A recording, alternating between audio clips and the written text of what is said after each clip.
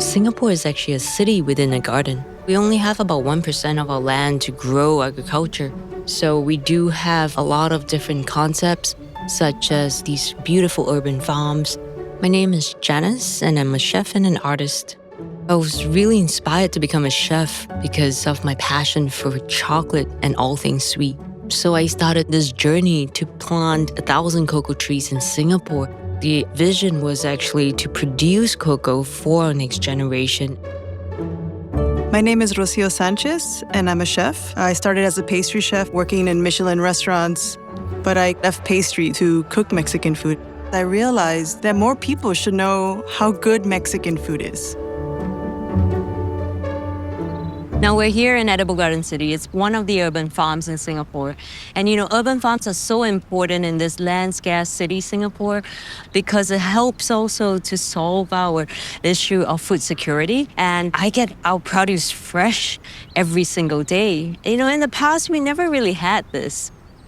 The goal was really to create 3 incredible dishes that have never been done before, showcasing different techniques and fresh local ingredients together on the plate. One of the things I love about Mexico is all of the fruit stands with the chiles and the spices that you get on the corner. And I wanted to create something where it has that same effect in a dessert. For me, it was making this spicy aguachile. It's a very traditional Mexican technique where it's just like fermenting the skins of typically pineapple, but the mango is going to be amazing. And we have the chocolate H2O dessert that featured Singapore chocolate. The Singapore chocolate's never been used before. It's like, how do you even start to create something?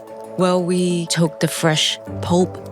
After that, basically started grinding the chocolate beans. Then we just mold it into this cacao pod that just mimics the freshness of the cacao fruit. So when people crack into it, they can actually enjoy the mousse together with the fresh pulp. Singapore has so many great ingredients, so I wanted to use a fruit mole for a main dish. And in this dish, I wanted to really highlight the mole using upcycled chocolate, but also all the local fruits and spices that I could find. So Rocio and I wanted to really create 3 beautiful dishes that hero local ingredients and also techniques that were undiscovered. Our main goal was to have our guests find it delicious and also to surprise them that this all came from Singapore. I think that's the amazing thing about cooking and gathering people together. We want everyone to have a good time and everyone to enjoy it. And if you can make them think a little or learn something, that's a definite plus.